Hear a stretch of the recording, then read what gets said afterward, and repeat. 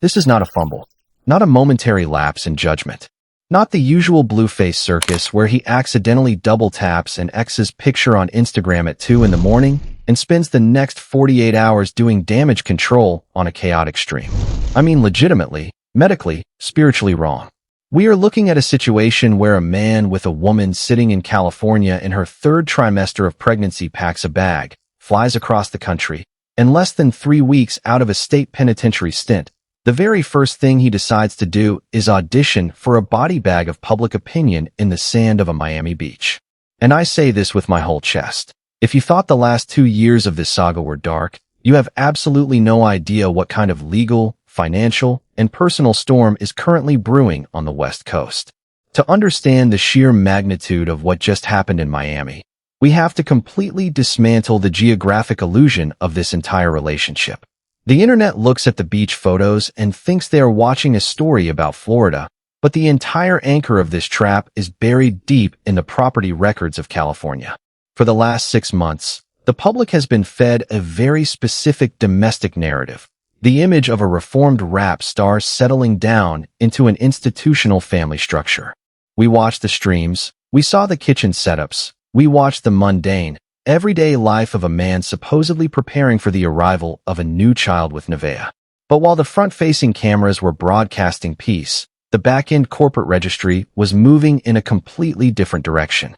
If you look closely at the California business filings registered under Jonathan's known corporate structures from the past 90 days, you will find a sudden, aggressive restructuring of assets, specifically around the primary residential holdings and newly formed shell companies that directly tie back to his past relationships. This brings us to the core of the California trap. Nevaeh is currently occupying a physical space that she does not legally protect.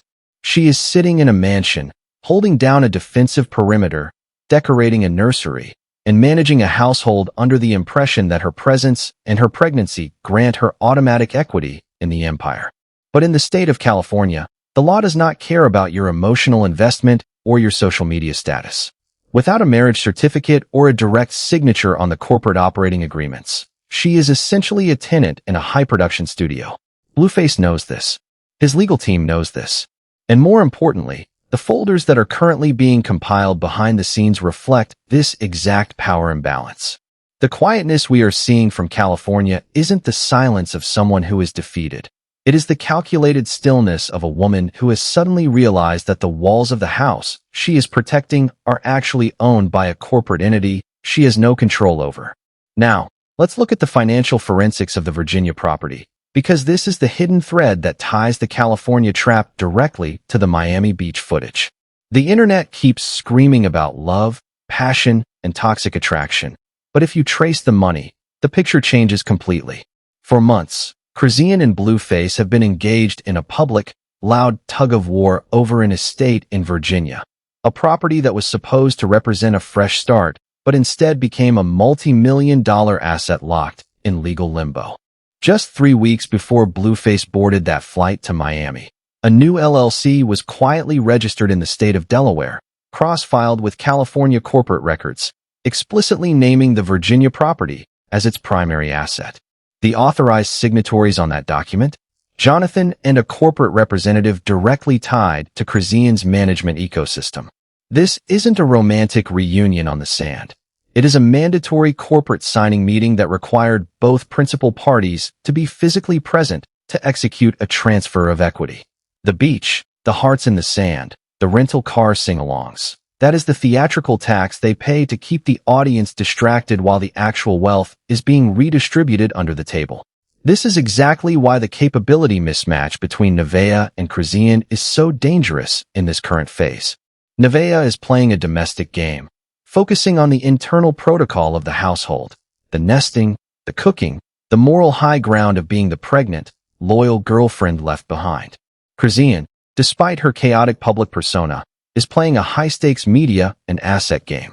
She understands that in the attention economy, outrage is currency, and currency can be converted into real estate. While Nevaeh is building a fortress out of pillows and baby clothes in California, Chrisean is using the Miami sun to bake a brand new promotional cycle that automatically devalues Nevaeh's position in the narrative. The forensic reality is brutal.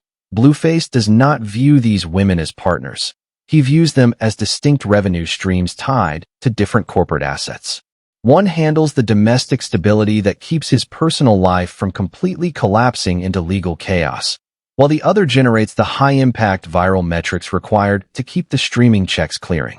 And until Nevaeh realizes that she is fighting an asset battle with emotional weapons, she will remain completely trapped in the California frame, watching the circus from a screen while the circus owners split the profits in Miami. The transition from the legal structures of California to the physical geography of Florida requires us to zoom in on the exact physics of the Miami footage.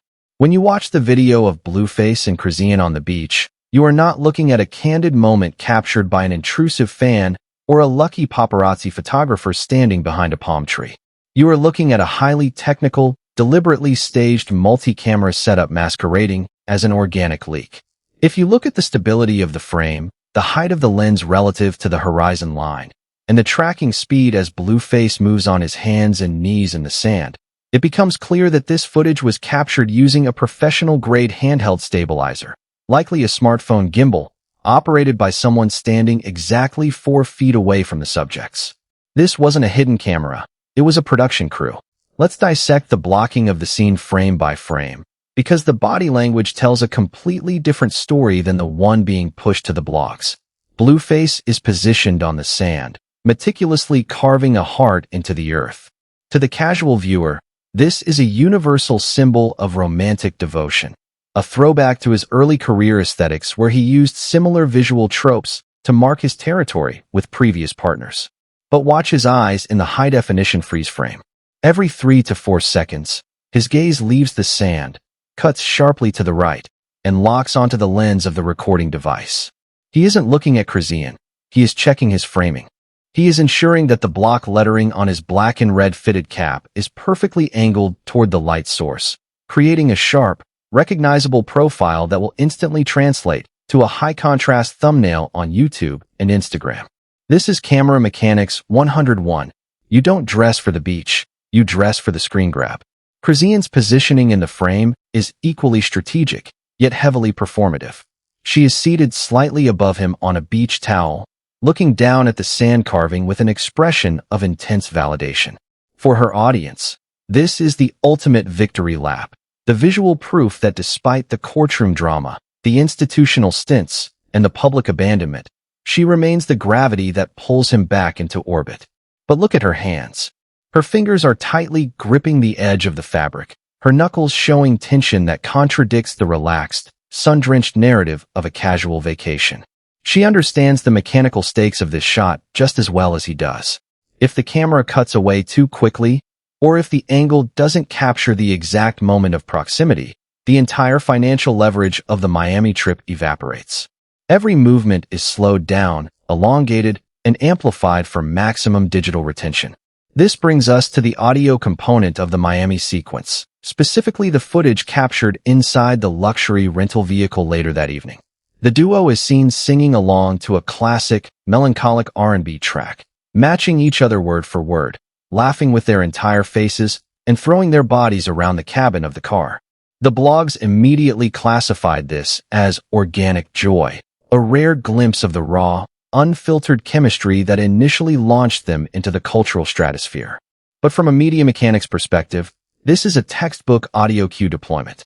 When two highly controversial media figures choose to broadcast themselves singing a specific song about part-time arrangements, secret weekends, and hiding from the reality of the work week, they are not doing karaoke. They are releasing a coded press release. They are setting the emotional tone for the upcoming reality television season, giving the audience the exact narrative hooks needed to keep the comment sections arguing for the next 60 days. The contrast between this high-energy Florida production and the static, unproduced environment of California is where the psychological violence of this saga takes place. While Blueface is managing the camera mechanics in Miami, ensuring the lighting is pristine and the angles are sharp, Nevaeh is sitting in a living room with a single, unlit ring light, broadcasting her reality via a front-facing phone camera with zero production value. This structural mismatch is entirely by design. By shifting the high-definition, cinematic production to Miami, Blueface effectively devalues the domestic reality in California, making Nevaeh's genuine pain look small, unpolished, and uninteresting to an algorithm that rewards spectacle over substance. He is using the mechanics of the camera to rewrite history in real time, transforming a deeply irresponsible domestic abandonment into a premium, highly watchable summer blockbuster. Now, we have to pivot completely away from the sand and look at the absolute loudest piece of evidence currently sitting on the board. And I mean loud in the most paradoxical, terrifying way possible. Because while the entire internet is refreshing the shade room to see what Chrisean and Jonathan do next in Florida, I am watching the one person who usually controls the weather in this family. I am watching Karlissa Saffold. And what nobody is talking about is the absolute, deafening, uncharacteristic silence radiating from her corner of the internet. Listen carefully, because if you do not understand Karlissa's typical operating system, you will miss the gravity of what her silence actually means. Blueface mother can perform outrage on command. She can perform comedy. She can perform unhinged internet chaos. She has an energetic, public opinion on everything down to the color of the sky on a Tuesday. We have seen this woman go live for 3 hours to debate strangers about her son's dietary habits. We have seen her tear apart industry executives, reality TV producers, and other mothers. But she cannot perform quiet. It is not in her DNA. When Karlissa Saffold is quiet, that is the loudest, most urgent siren in the entire hip-hop media ecosystem. The fact that Karlissa is not currently tearing the internet apart over Nevaeh disrespecting her authority in her own son's house tells me something fundamental has shifted legally behind closed doors. Weeks ago, Nevaeh went on live and essentially told Karlissa she was not welcome in the new house. She told a mother, a grandmother, a matriarch who thrives on respect and hierarchy, that her access was being revoked by a pregnant girlfriend who doesn't even have her name on the lease. And Karlissa took it. She went quiet.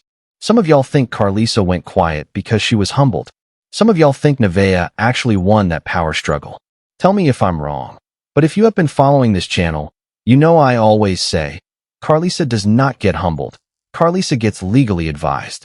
We have crossed a dangerous line from reality TV entertainment into actual, documented legal fear. Karlissa knows exactly what a real legal trap looks like when family court filings, potential CPS evaluations, and reality show non-disclosure agreements are pending. She is playing her cards incredibly close to her chest. She is letting Nevaeh dig her own grave in high definition, and she is refusing to hand her the shovel on camera. And I say this with love, I really do. Nevaeh actually thought her pregnancy was a shield against Karlissa. She calculated that carrying Blueface child gave her the ultimate trump card in the family dynamic. But Karlissa has survived 3 different baby mothers, multiple public scandals, and years of industry warfare. She is not reacting to Nevaeh because Nevaeh is not a permanent threat. Karlissa is looking at the board, looking at the Miami footage, looking at the LLC filings, and realizing that her son is already handling the eviction notice. Why should Karlissa dirty her hands fighting a woman who is currently being publicly dismantled by her own boyfriend on a Florida beach? Between me and you, this part genuinely upsets me, because it proves that the women in this ecosystem are utterly disposable to the machinery of the brand. And that brings me to the historical blueprint, the part that breaks my heart, because this has happened before. It will happen again. The names change, but the industry doesn't. We need to go back 3 years. We need to look at the exact parallel, because the timeline reconstruction between Nevaeh in 2026 and Jaden Alexis in 2022 is so identical it feels like they are reading from the exact same teleprompter. When you cross-reference the reality show timelines with the real-world timeline of Blueface relationships, a horrifying pattern emerges. I covered the last 3 incidents. I know how this ends.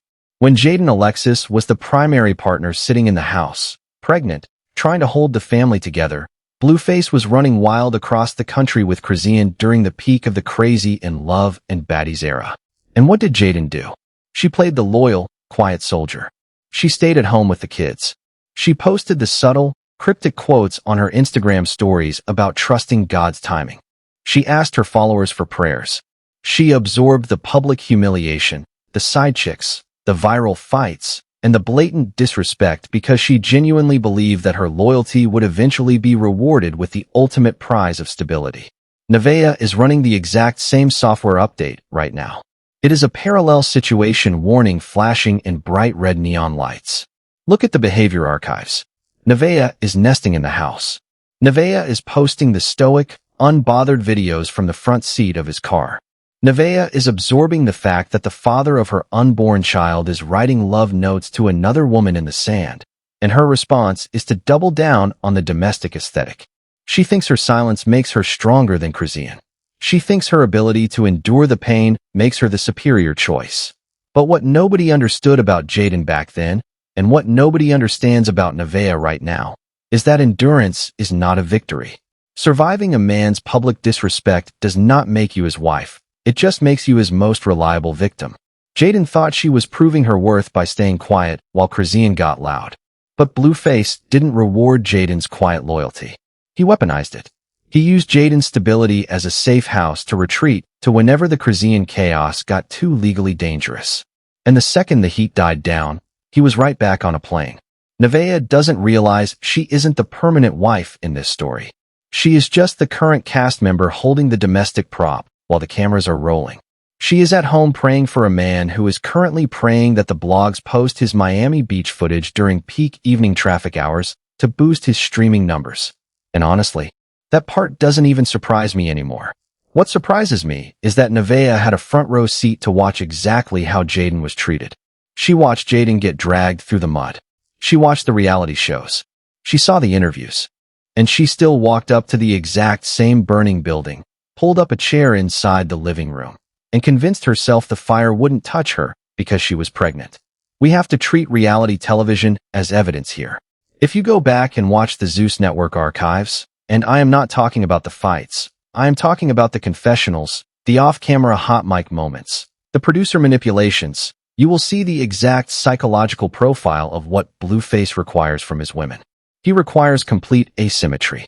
He needs the woman at home to be completely dependent on his infrastructure, and he needs the woman on the road to be completely dependent on his fame.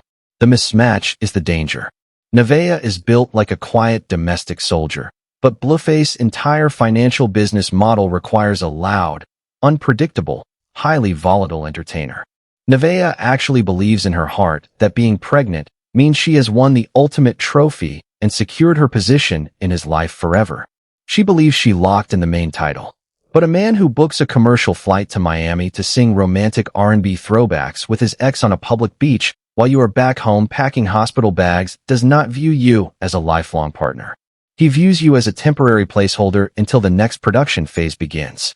He wants a soldier to hold down the house and keep the personal life legally quiet, but he desperately craves an entertainer to walk the red carpet, fight on reality TV, and generate the headlines that keep the money moving. And the painful, undeniable reality is, Nevaeh is desperately auditioning for a permanent role that was never actually written into his long-term financial script. And I'm going to be honest with you, I didn't want to make this connection today. But you cannot analyze this ecosystem without realizing that Blueface strips these women of their individual identities and forces them to wear his signature. When Chrisean was the main focus, she got the tooth pulled. She got the tattoos. She became a walking billboard for his brand. When Jaden came back into the fold, he completely rebranded her, pushed her into music she wasn't ready for, and made her a product of his label. And now Nevaeh. He moved her in, put his baby in her, and trapped her in his physical frame. He does not build partnerships. He acquires assets. Look at the contradiction in the timeline. In March, Nevaeh said she had her own apartment, her own money, her own life. In July, she is physically incapable of leaving his Los Angeles rental property because her entire public identity is now entirely dependent on proximity to him. She cannot leave because leaving means admitting that the internet was right.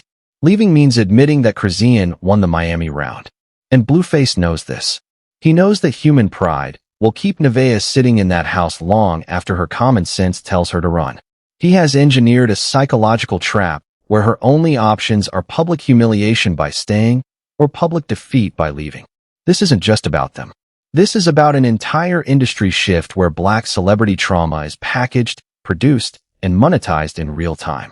We are watching a man use his pregnant girlfriend as a stationary prop to build tension for a storyline with his ex-girlfriend, all while his mother watches from the sidelines taking notes for her next podcast appearance. The documents are still being filed. The reality show contracts are still being negotiated. The accounts are still being settled. And somewhere in Los Angeles, right now, a pregnant woman is staring at a phone screen, watching the man she loves write another woman's name in the sand, while the entire internet laughs at her pain. I say this with my whole chest.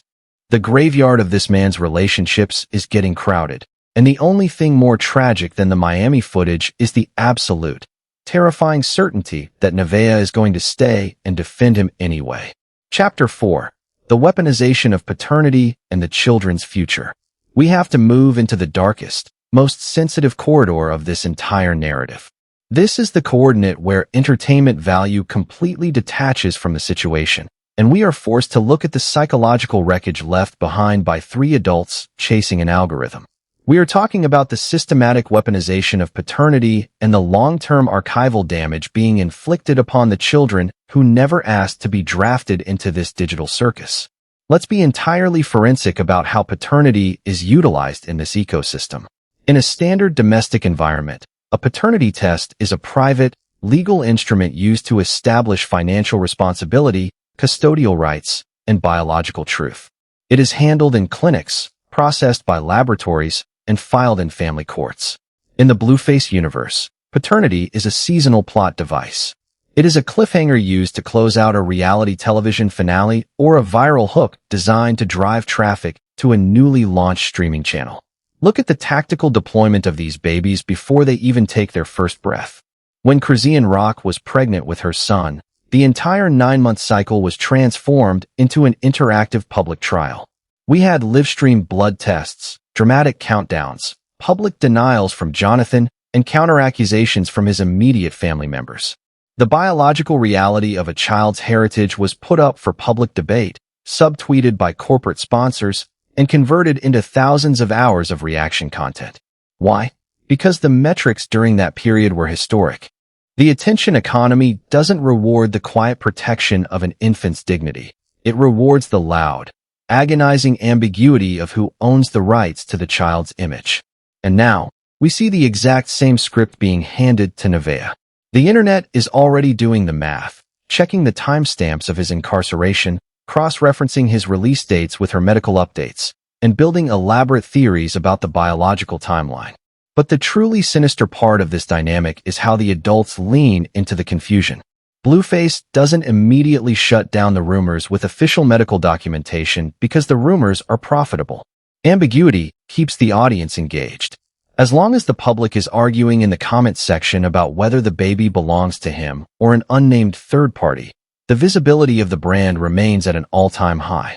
Nevaeh, trapped in her third trimester, is forced to use her physical pregnancy as a shield to prove her legitimacy in the house, essentially transforming her biology into a loyalty contract that he can tear up the second he steps off a flight in Miami. This brings us to the ultimate tragedy, the digital permanence of this trauma. We are living in an era where every single scream, every courtroom breakdown, every mocking tweet, and every beach photo is indexed by search engine algorithms and stored on cloud servers forever. These children are not growing up with private family scrapbooks. They are growing up with a public digital archive that is entirely accessible to the world. Imagine being 12 years old, sitting in a schoolyard, and having a classmate pull up a high-definition clip of your father refusing to claim your name on a live stream while your mother cries in a production kitchen. Imagine searching your own name and finding thousands of commentary videos dissecting your genetic makeup, your parents' domestic violence history, and the exact financial breakdown of the reality show checks that were cleared using your ultrasound photos. The psychological tax of this exposure is astronomical, yet not one of the three principal actors in this story seems willing to put a single child's future peace ahead of the immediate gratification of a viral spike. They are cashing checks today using the digital autonomy of their children as collateral, completely oblivious to the fact that California is eventually coming to collect that debt in full. We have arrived at the final frame of the analysis, the coordinates where the lights fade, the production trucks pack up, and the structural reality of the attention economy settles over the wreckage. This is the moment where we look past the immediate shock of the Miami Beach footage, past the legal forensics of the California LLC filings, and past the domestic standoffs inside the Los Angeles rentals to ask the single most pressing question facing this entire media operation. What is the exit strategy? In the traditional entertainment industry, a star's career trajectory is mapped out with a clear understanding of longevity, transition, and brand preservation. You enter the market with high-impact, disruptive energy to build an initial audience base. You transition into mainstream viability through institutional endorsements and diversified assets. And you secure your legacy by stepping away from the daily chaos to manage your portfolio in private peace. But the reality television ecosystem, and specifically the raw, unscripted digital niche that Jonathan, Chrisean, and Nevaeh have built their careers around, does not have a retirement plan. It operates entirely on a model of permanent escalation. The algorithm does not reward stability. It demands that every new season be louder, more toxic, and more destructive than the one that came before it just to maintain the same baseline level of viewer retention. Look at the mechanics of the industry exit strategies currently available on the board, because based on historical precedent, they are dangerously narrow. Strategy number 1 is the corporate media pivot. This is the path where a controversial figure attempts to transition into a respected executive or producer role, stepping behind the camera to manage the next generation of talent. We have seen flashes of this ambition from Blueface with his independent promotional label and his attempts to orchestrate reality-style content houses.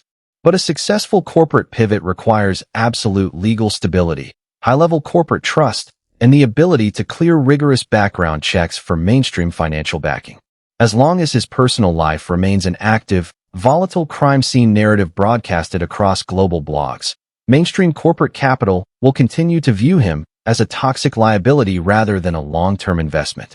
Strategy number 2 is the permanent isolation play, an outcome that mirrors the sovereign nation compound model we discussed in earlier chapters.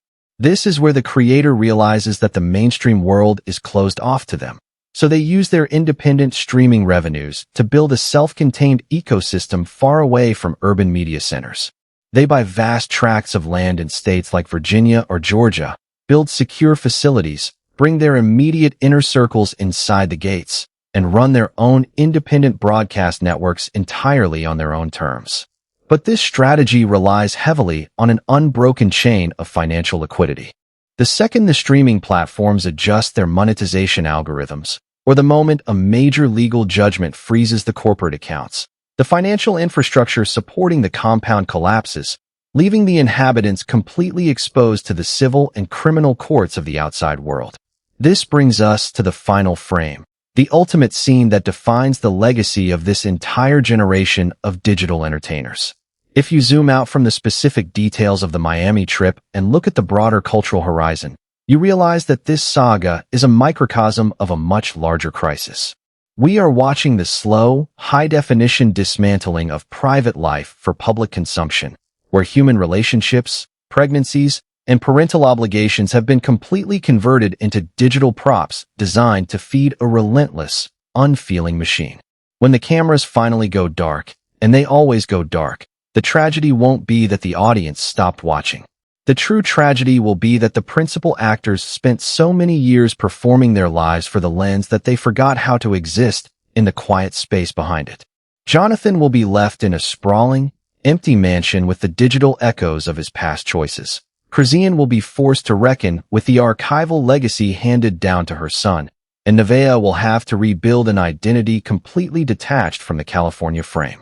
The internet will seamlessly move on to the next viral scandal, the next toxic triangle, and the next public demolition, completely indifferent to the human wreckage left behind on the sand of Miami.